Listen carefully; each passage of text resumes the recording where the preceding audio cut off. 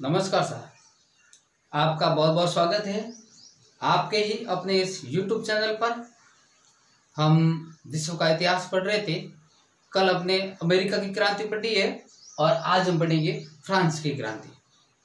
हमने कल पढ़ा था कि अमेरिका की क्रांति है वो इंग्लैंड के खिलाफ हुई थी, लेकिन हम बात फ्रांस की करें तो फ्रांस की क्रांति किसी और के खिलाफ न होकर के अपने ही साम्राज्य के खिलाफ हुई थी। वहां की जो शासन व्यवस्था थी उन्हीं के खिलाफ वो क्रांति हुई थी। फ्रांस की क्रांति हुई है 1789 में।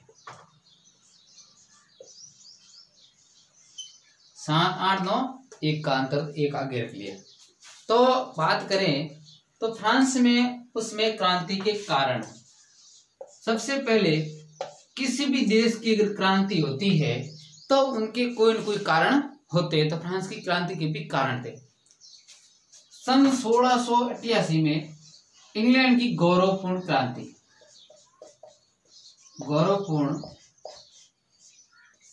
क्रांति, ये एक ऐसी क्रांति जिसमें बिना रक्त के ही अमूलचूल परिवर्तन हुए वो हो गए थे। इंग्लैंड में 1688 में क्रांति हुई। राजतंत्र के यहाँ पर स्थान पर यहाँ पर लोकतंत्र की स्थापना हुई। बिल्कुल किसी प्रकार का खून खराबा नहीं हुआ। इसमें यहाँ का शासक था जेम्स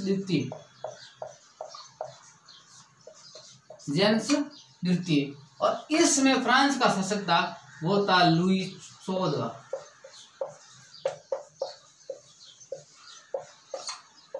कौन था? लुई 14वां। ठीक, योग्य शासक था कि इन्होंने कहा था मैं ही राज्य हूं, अर्थात उसमें फ्रांस में देवी सिद्धांत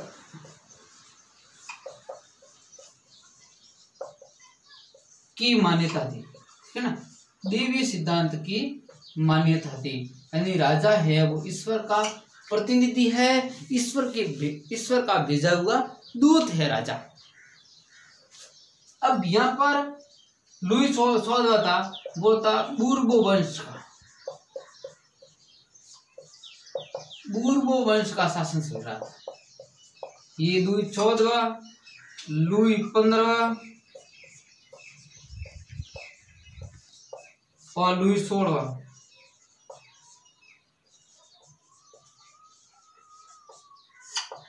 ये सब किस वंश के थे? ये सब बूर्बो वंश के थे। अब लुई 14वें के समय ही यहाँ पर इंग्लैंड में क्रांति हुई थी। अब इसका प्रभाव फ्रांस की क्रांति पर सीधा सीधा पड़ा। फ्रांस के लोग भी चाहने लगे कि हमारे यहाँ पर भी राजतंत्र के स्थान पर, राजतंत्र चल रहा था ना, राजतंत्र के स्थान पर जनतंत्र होना चाहिए। अगर क्या दोनों यूरोप महाद्वीप में है, इंग्लैंड और फ्रांस दोनों यूरोप महाद्वीप में, दोनों शक्तिशाली देश हैं। जैसे भारत के पड़ोस में कुछ होता है तो भारत वालों के मन में भी स्वाभिमान जागता है कि कहीं हमारे यहाँ पर भी ऐसी व्यवस्था हो। तो पहला प्रभाव तो पड़ा जब इंग्लैंड के अंदर ऐसी गौरवपूर्ण क्रांति हुई, इसका प्रभाव पड़ा फ्रांस के ऊपर। तो फ्रांस का जो थर्ड स्टेज था, वहां पर 3 स्टेज थे। फर्स्ट स्टेज, सेकेंड स्टेज और थर्ड स्टेज। इसने क्रांति करने का फैसला किया। ये दोनों ने क्रांति नहीं की थी। मैं आपको आगे सामाजिक कारण में इसके बारे में बता दूंगा। पहले मैं आपको बताता हूं राजनीतिक दशा, राजनीतिक कारण या राजनीतिक कारण। राजनीतिक कारण उस समय की राजनीतिक स्थिति। लुई 14वें के समय प्रारंभ हुई। लुई 15वां ठीक ठाक शासक था, लेकिन लुई 16वें के समय आते आते वहां की जो शासन व्यवस्था थी वो एक खोखले पेड़ के समान हो गई। अब एक खोखला पेड़ जो कि कभी भी गिर सकता है, वो कब हुआ? लुई 16वें के समय। लुई 16वें के समय लुई 16वें की पत्नी थी मेरी एंटाइनमेंट। अब मेरी एंटाइनमेंट है, ये इन्हीं को लेकर डूबती है। ये इनकी क्या थी? पत्नी थी। किसकी? लुई 16वें की पत्नी थी मेरी एंटाइनमेंट। ये एक प्रकार की मतलब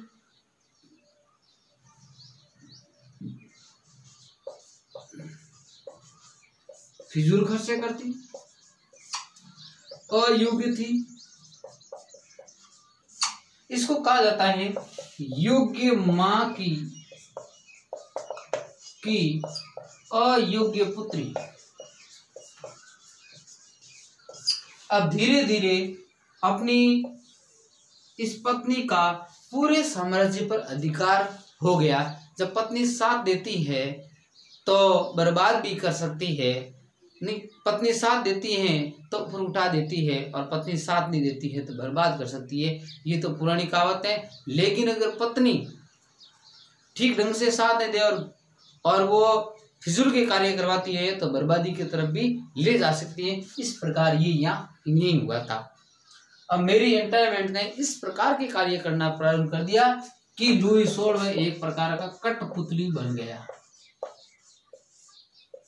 इनके हाथ में कुछ भी नहीं रहा, अपनी पत्नी के का अनुसार ये कार्य करता था। इस वजह से शासन है वो कमजोर हो गया, शासन कमजोर पड़ गया।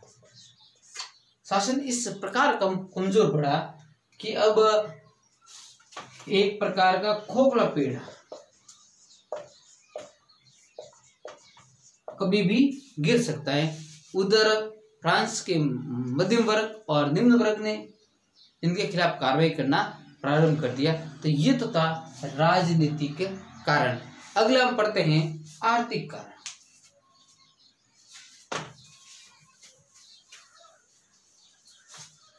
अगला देखते हैं, वो था आर्थिक कारण।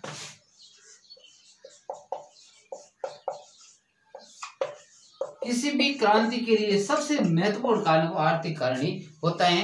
यानी टैक्स लगाना, कर, अत्यधिक कर लगा दिए।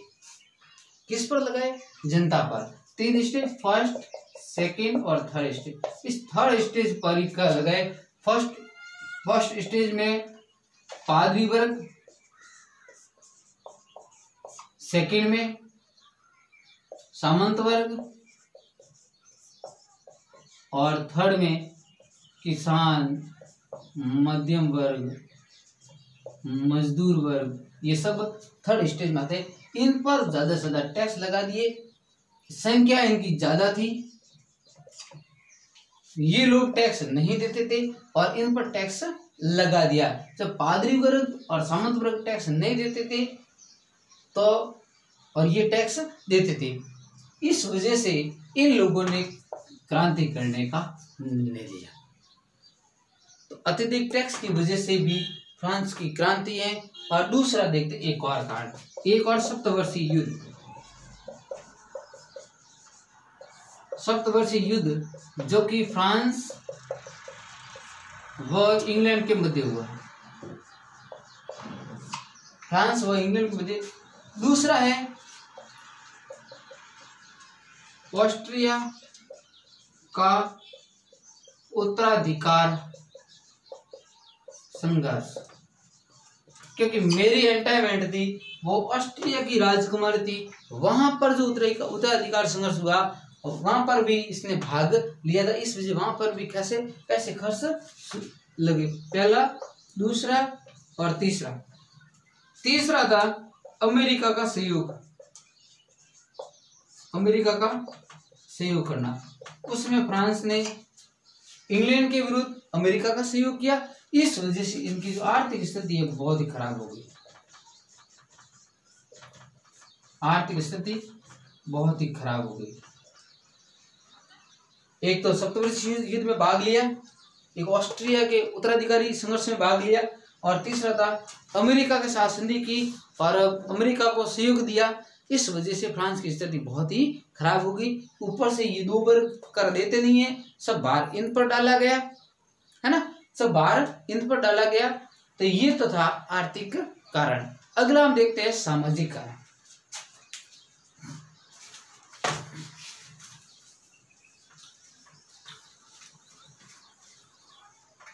अगला देखते हैं सामाजिक कारण। देखिए, समाज में सब समान नहीं थे, समाज में असमानता थी, क्योंकि समाज के अंदर 3 वर्ग,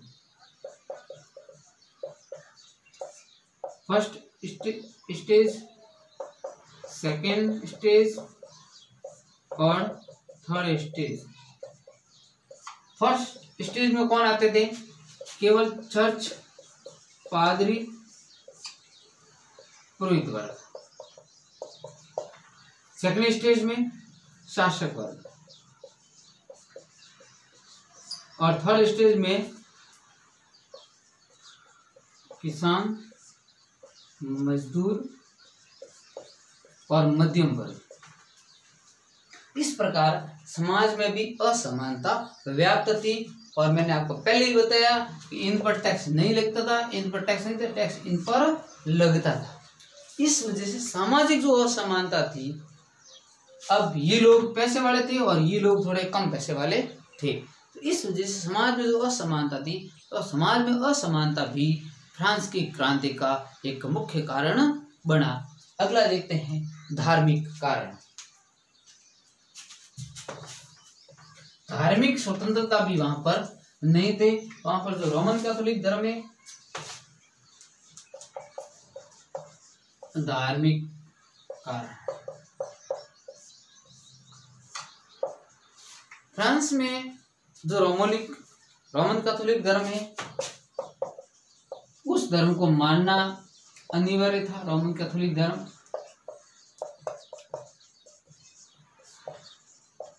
उस धर्म को मानना अनिवार्य कर दिया है ना। जो यहूदी आते थे उनको भी इस धर्म को मानना पड़ता था। उसके अलावा इन धर्म का प्रसार था, बाकी वाले प्रसार नहीं कर सकते थे। इस वजह से, और ऊपर से देखिए, जो सर्स और पादरी थे, सर्स व पादरी, इनका जो नियम है वो सर्वमान्य था। भले वो किसी प्रकार का डिसीजन ले, उस डिसीजन के खिलाफ कहीं कोई अपील नहीं की जा सकती थी। इस प्रकार धर्म का पूरी तरह से शासन पर बोलबाला था। अगला देखते हैं बौद्धिक कारण।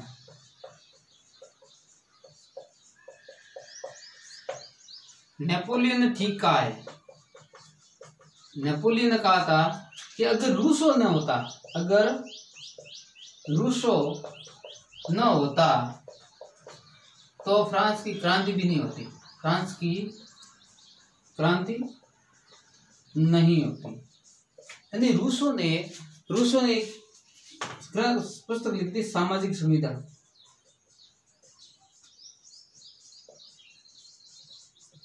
इसमें उन्होंने बताया था कि जिस प्रकार हमारे देश के अंदर जो शासक हैं जनता पर अत्याचार कर रहे हैं, वास्तविकता में ऐसा नहीं है।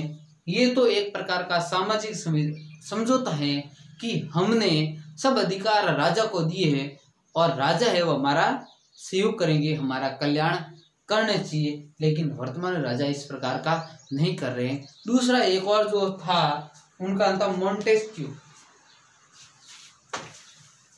The spirit of laws.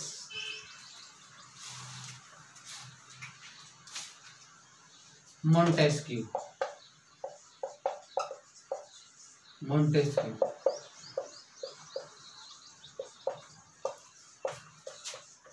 The spirit of laws, इसको हिंदी में कहा जाता है कानून की आत्मा। कानून की आत्मा, ये उन्होंने पुस्तक लिखी और इस पुस्तक का प्रभाव है वो फ्रांस की क्रांति पर पड़ा और अमेरिका पर भी इसका प्रभाव पड़ा। इसने एक तो शक्ति पृथक्करण का सिद्धांत दिया। शक्ति पृथक्करण का सिद्धांत किसने दिया? मोंटेस्क्यू। यानी सरकार के जो 3 अंग हैं, व्यवस्थापिका, कार्यपालिका और न्यायपालिका, तीनों को अलग अलग अधिकार दिए जाने चाहिए, जबकि उसमें फ्रांस के अंदर ये सब अधिकार एक ही राजा के पास सीमित थे। तो मोंटेस्क्यू ने कहा ये सब जो अधिकार हैं, ये जो सरकार के तीनों पार्ट है, अलग अलग व्यक्तियों को दी जाना चाहिए, जिससे सरकार अच्छी तरह से काम कर सकती है। तो मोंटेस्क्यू ने स्पिरिट ऑफ लॉज पुस्तक लिखी और शक्ति पृथक्करण का सिद्धांत दिया, और उन्होंने फ्रांस की क्रांति में अपना अमूल्य योगदान। इसके अलावा वोल्टेयर ने भी उस समय की जो वर्तमान स्थिति थी, इन पर उन्होंने समाज के बीच जाकर के बातचीत की। ये सब कारण फ्रांस की क्रांति को उत्पन्न करने के लिए मील का पत्थर साबित हुए, ठीक है ना। इन्हीं सभी के कारणों के परिणाम स्वरूप फ्रांस की क्रांति शुरू हुई। अब शुरू होती है क्रांति। क्रांति शुरू होती है 1789 में। 1789 में जब पार्लियामेंट वहां की संसद, वहां की पार्लियामेंट को बोलते हैं पार्लियामेंट, अमेरिका की संसद को बोलते हैं कांग्रेस, जापान की संसद को बोलते हैं डायट, भारत की संसद को बोलते हैं संसद। तो वहां पार्लियामेंट की बैठक बुलाई उन्होंने, ठीक है ना, जनरल अधिवेशन बुलाया, जनरल अधिवेशन। और ये जनरल अधिवेशन बुलाना अपने आप में लुई सोलवे की पहली हार थी। कभी भी इन्होंने पार्लियामेंट की बैठक नहीं बुलाई। पार्लियामेंट की बैठक में तीनों स्टेज के ने भाग लिया। देखो, फर्स्ट स्टेज, सेकंड स्टेज और थर्ड स्टेज, उस सभी ने भाग लिया था।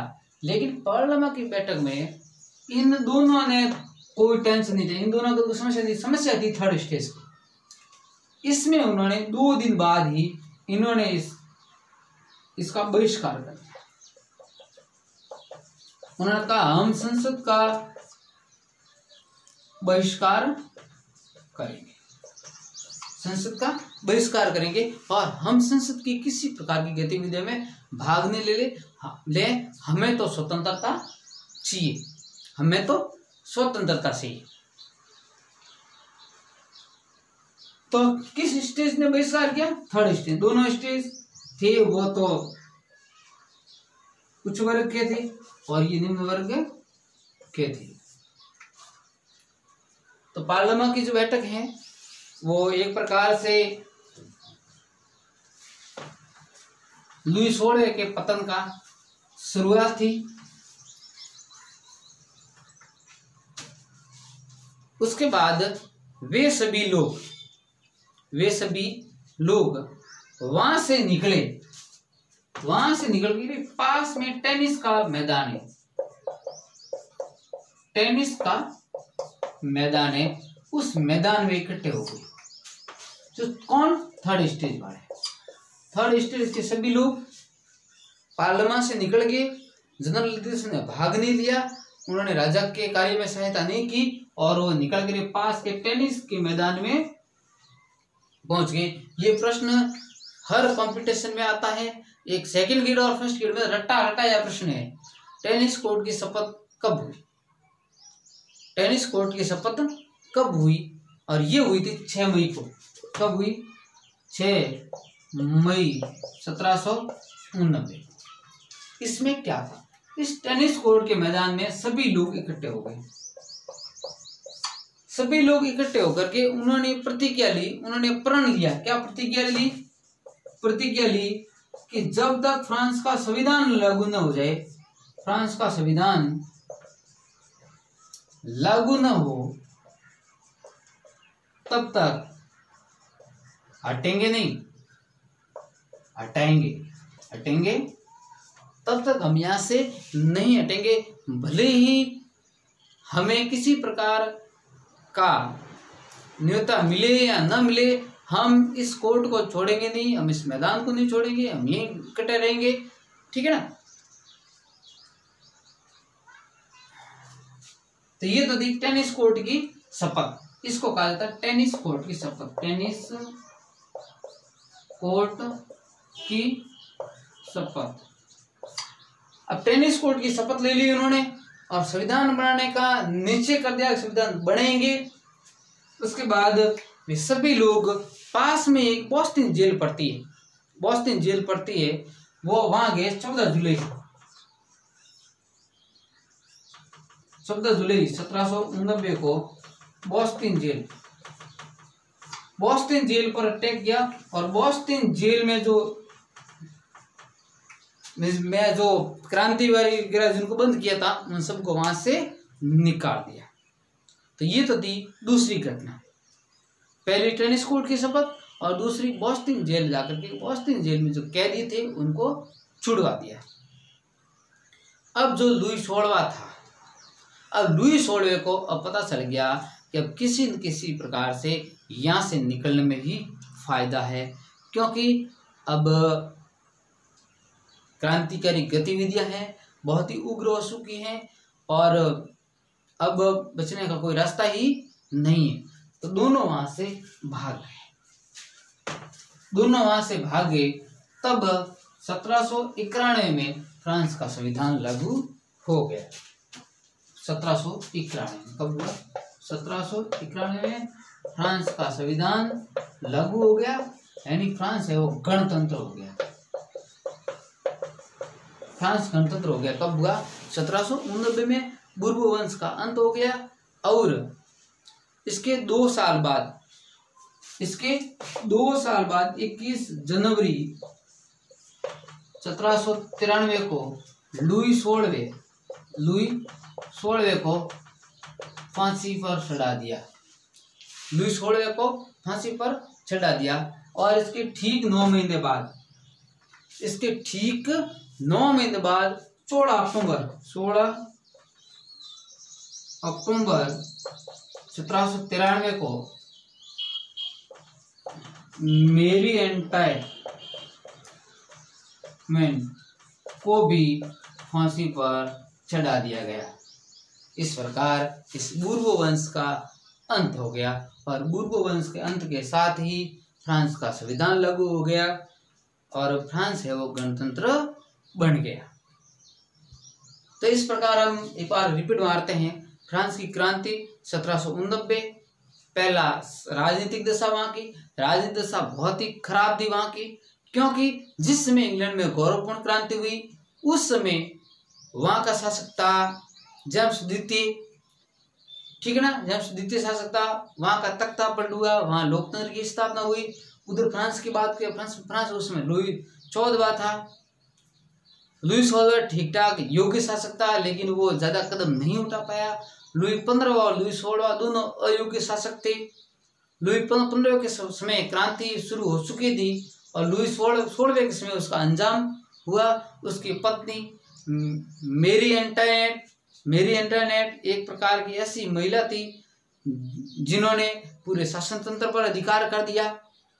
शासन तंत्र पर अधिकार करने के बाद उसने इस प्रकार का व्यवहार किया कि सबको अपने खिलाफ खड़ा कर दिया।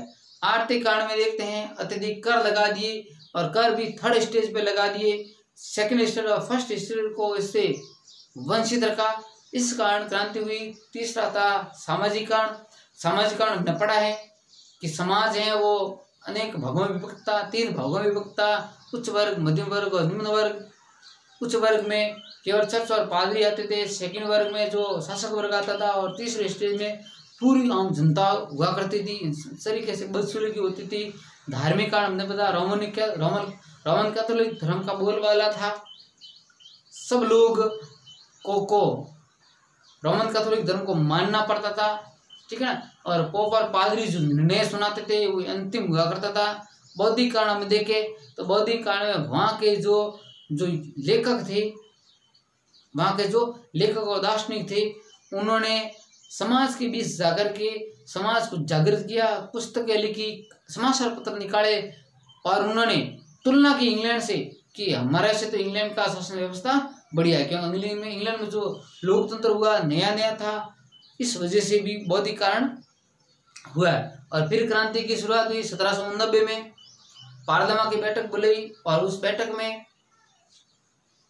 तीनों स्टेज ने भाग लिया। फर्स्ट स्टेज और सेकंड स्टेज ने विद्रोह नहीं किया, लेकिन थर्ड स्टेज ने विद्रोह कर दिया। थर्ड स्टेज ने विद्रोह करके वहाँ के पास में जाके टेनिस का मैदान था, वहाँ जाकर के शपथ ली कि जब तक फ्रांस का संविधान लागू न हो तब तक हम ये टेनिस कोर्ट नहीं छोड़ेंगे।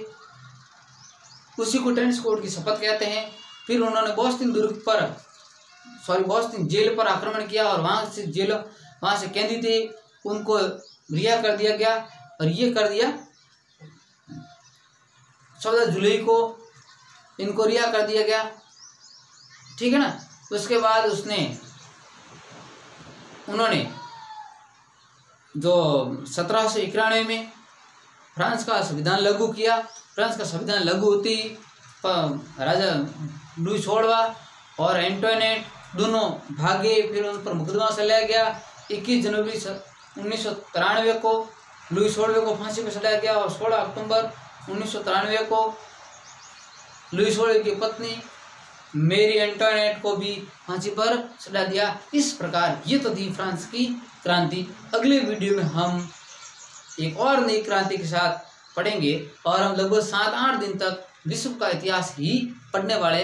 आपसे निवेदन है कि आप वीडियो को ज़्यादा से ज़्यादा सब्सक्राइब करें, इस वीडियो को ज़्यादा से ज़्यादा फैलाएं ताकि हमारे कई युवा साथी हैं जो आगामी कंपटीशन की तैयारी में लगे हुए हैं उनको फायदा पहुंचे। जय हिंद, जय भारत।